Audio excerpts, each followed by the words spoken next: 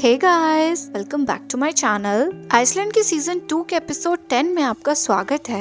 Episode की starting में हम वान को देखते हैं जो उसी जगह वापस आता है जहां पर वान और गुंगतान को कैद करके रखा गया था। अंदर आते ही उसे गुंगतान मिलता है और गुंगतान उस प्लेस को देखकर कहता है कि पहले ये प्लेस बहुत स्कैरी लगती थी, लेकिन अब मैं जब इसकी तरफ देखता हूँ तो मुझे बहुत पैथेटिक फील होता है। पर तुम अब भी यहाँ पर क्यों रह रहे हो? इन सब में तुम्हारी कोई गलती नहीं थी वान, हमने वो किया जो हमें करना ही था। तो वान कहता है कि मैं तुम्हारी तरह नहीं हूँ जो इनोसेंट लोगों को मारता है अपने मजे के लिए। तो गुंगतान कहता है कि तुम सही कह रहे हो, तुम पहले से ही बहुत स्मार्ट थे, तुम ये जानते थे कि हमें सिर्फ एक पर्सन को मारना होगा इस प्लेस से बाहर निकलने के लिए, है ना? तो अब दोबारा कब मार रहे हो तुम उसे? तुम्हें क्या लगता है मैं तुम्हें बस ऐसे ही बैठकर क्यों देख रहा हूँ? क्योंकि मैं जानता हूँ कि तुम उसे दोबारा मार दोगे। तो वान उससे कहता है कि अभी भी देर नहीं हुई है, तुम ये मान लो कि तुम अब भी उससे डरते हो, इसलिए तुम बार बार लस्ट डीमंस को भेज रहे हो। वैसे कैसा फील हुआ था जब वॉन जियोंग ने तुम्हें सील कर दिया था? तो गुंगतान उससे कहता है कि वहाँ बस खालीपन था और कुछ भी नहीं था। वहाँ मुझे ना तो टाइम का पता चल रहा था न दर्द का, और अगर तुम उसे दोबारा नहीं मार पाए तो हम दोनों उसी जगह पर वापस चले जाएंगे। तो वान उससे कहता है कि मैं वहाँ जाने में बिल्कुल इंटरेस्टेड नहीं हूँ। तो गुंगतान कहता है कि हम दोनों के अंदर लस्ट डीमंस का खून है जो कभी प्योर नहीं हो सकता। तो वान कहता है कि अगर प्योर नहीं हो सकता तो बाहर तो निकाला जा सकता है ना। मैं नहीं चाहता कि मेरे भाई को दोबारा वही खालीपन फील करना पड़े, तो मैं खुद तुम्हारा ब्लड निकालूंगा। और उसके बाद वान गुंगतान पर अटैक कर देता है और ये दोनों आपस में लड़ने लगते हैं, जहाँ पर गुंगतान वान पर भारी पड़ता है। नेक्स्ट सीन में हम मीहो को देखते हैं जो कि आराम कर रही थी। वान घर वापस आ जाता है और उसे पेन हो रहा था, तो जोहान उससे कहता है कि क्या तुम ठीक हो? लगता है तुम्हें चोट लगी है। तो वान उसकी बात को इग्नोर करके उससे कहता है कि तुम बताओ तुम ठीक हो? तो जोहान कहता है हाँ मैं ठीक हूँ, पर वो सब क्या है? क्या वो एक घोस्ट है? पर वो जो भी है वो लस्ट डीमन से तो बहुत अलग है, एक ऐसा मॉन्स्टर जो लोगों को सुसाइड करने पर मजबूर कर रहा है। तो वान उससे कहता है कि वो गुनसुन से है। ये स्पिरिट बहुत टाइम से जीजो आइसलैंड पर रह रहा है, पर ये पहले इतना इविल कभी नहीं था, पर लस्ट डीमंस की वजह से ये ऐसा हो गया, बेंजुल की तरह। तो जोहान उससे पूछता है कि हम उसे कैसे मार सकते हैं। तभी वान को गुनसुनसे की एनर्जी फील होती है, तो वो उसे मारने जाता है। तो जोहान भी साथ चलने के लिए कहता है, तो वान मना कर देता है और उसे मीहो को प्रोटेक्ट करने के लिए बोलता है। इधर एक और आदमी सुसाइड करने की कोशिश कर रहा था, पर तभी वान का वेपन वहाँ आ जाता है और उस डीमन को उस आदमी की बॉडी से बाहर निकाल देता है, और फिर ये दोनों आपस में फाइट करने लगते हैं। इधर जोहान मीहो को प्रोटेक्ट कर रहा था जिस पर गुंगतान नजर रखे हुए था। तभी गुंगतान कुछ मंत्र पढ़ता है और एक लेडी को पोजेस कर लेता है। जोहान मीहो को रूम में जाकर चेक करता है जहाँ पर मीहो आराम से सो रही थी। गुंगतान फिर से कुछ मंत्र पढ़ता है और जोहान को कुछ अजीब सा फील होता है कि जैसे किसी को उसकी हेल्प की जरूरत है।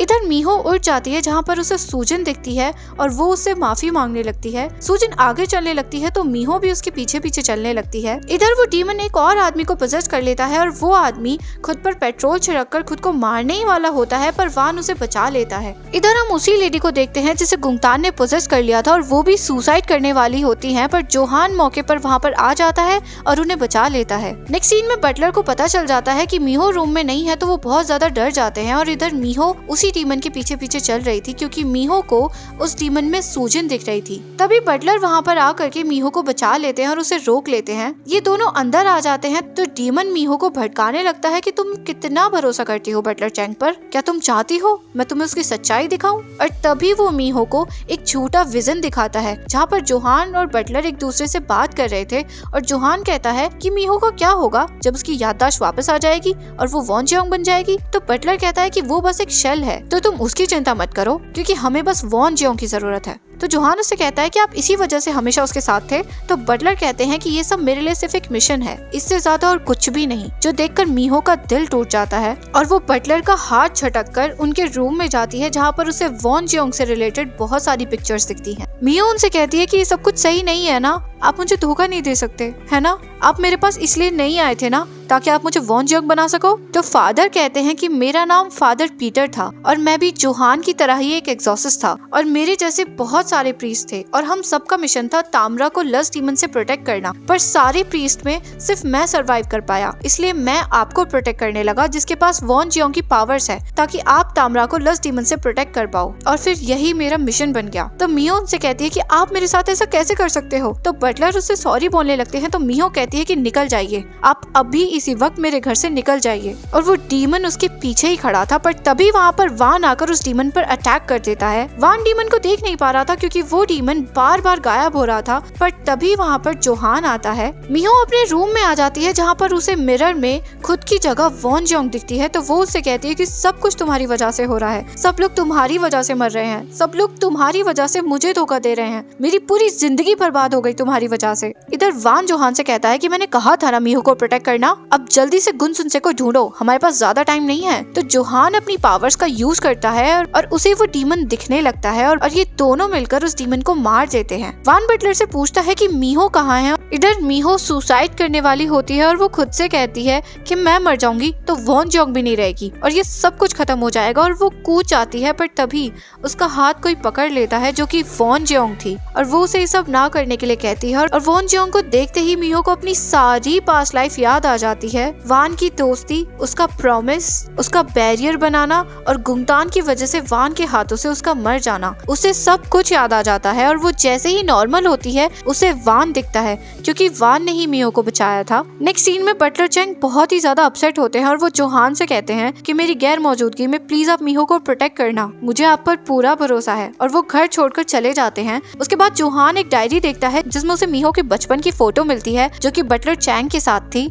नेक्स्ट सीन में मीहो वान को बताती है कि मैं वॉन जियोंग से मिली, वो सब तुम्हारी गलती नहीं थी, तुम तो बस उसे प्रोटेक्ट करना चाहते थे ना। तो वान कहता है कि मैं उसे प्रोटेक्ट नहीं कर पाया, मैंने खुद ही उसे मार दिया। तो मीहो इमोशनल होकर कहती है कि तुम इतने टाइम से अकेले वेट कर रहे थे सिर्फ उस प्रॉमिस की वजह से, मुझे माफ कर दो प्लीज, मैं वो नहीं हूँ, मैं वो बैरियर क्रिएट नहीं कर पाऊंगी, मैं तुम्हें नहीं बचा पाऊंगी। और ये सब कहते कहते वो रोने लगती है और इन दोनों को गुंगतान बैठकर देख रहा था और हंसने लगता है और कहता है कि इसकी मेमोरी तो वापस आ गई है लेकिन पावर्स नहीं, ये बस सिर्फ एक शेल है और मैं इस शेल को नहीं छोड़ूंगा। और वो मीहो को मारने के लिए आगे बढ़ता है, पर वान को गुंगतान का एहसास हो जाता है और वो एक वॉल क्रिएट कर देता है और मीहो को बचा लेता है। गुंगतान सामने आ जाता है और कहता है कि तुम इस शेल को प्रोटेक्ट करने के लिए इंसान बनना चाहते थे। तो मीहो कहती है कि बस करो, प्लीज बस करो, पर गुंगतान तब भी इन दोनों पर अटैक कर देता है। वान गुंगतान से फाइट करता है पर वो उसके सामने कमजोर पड़ जाता है। तो गुंगतान कहता है कि तुम इतना स्ट्रगल क्यों कर रहे हो। तो वान उससे कहता है क्योंकि मैं एक इंसान हूँ और मुझे उसे बचाना होगा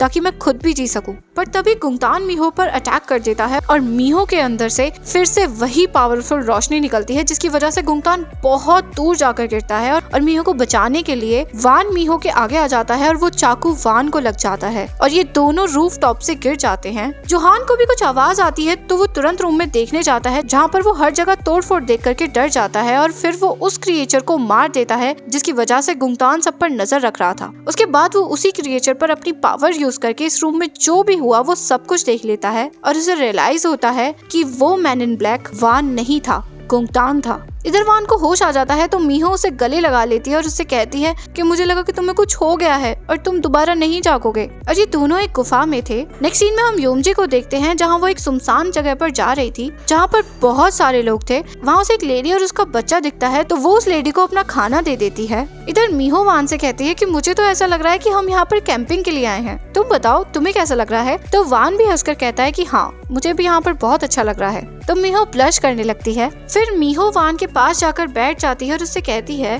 कि जब सारे लस्ट डीमंस मर जाएंगे तब तुम क्या करोगे। तो वान कहता है कि पता नहीं, मैंने कभी ऐसी दुनिया देखी ही नहीं जहाँ पर लस्ट डीमंस ना हो। तो मीहो कहती है कि अगर ऐसा है तो हम ना अपना कॉन्ट्रैक्ट रिन्यू करा लेंगे, फिर तुम किसी प्रेशियस और खूबसूरत को प्रोटेक्ट करना। और फिर मीहो वान के कंधे पर अपना सर रख लेती है और उसके साथ फ्लर्ट करने लगती है और ये दोनों यहाँ पर बहुत प्यारा टाइम स्पेंड करते हैं। नेक्स्ट सीन में गुंगतान उसी प्लेस पर आ जाता है और बहुत ज्यादा गुस्से में होता है। योमजी उससे पूछती है कि क्या हुआ, क्या मीहो मर गई। तो गुंगतान को और भी ज्यादा गुस्सा आ जाता है और वो बच्चे की आवाज सुन करके और इरिटेट हो जाता है और वो उस बच्ची की माँ को मार देता है और उसका ऑर्गन निकाल देता है। उसके बाद तो गुंगतान एक एक करके सबको मारने लगता है जो देखकर योमजी बहुत ज्यादा डर जाती है और वो भागकर उस बच्चे को बचा लेती है और फिर वहाँ से चली जाती है। गुंगतान सबको मार देता है और पागलों की तरह हंसने लगता है और इसी मोमेंट पे हमारा ये एपिसोड यहीं खत्म हो जाता है। मिलता है एपिसोड 11 में गाइस। अगर आपको वीडियो पसंद आई हो तो प्लीज लाइक कर दीजिएगा, कमेंट कर दीजिएगा और अपने दोस्तों के साथ शेयर करना बिल्कुल मत भूलिएगा। मिलते हैं नेक्स्ट वीडियो में गाइस, तब तक के लिए बाय गाइस।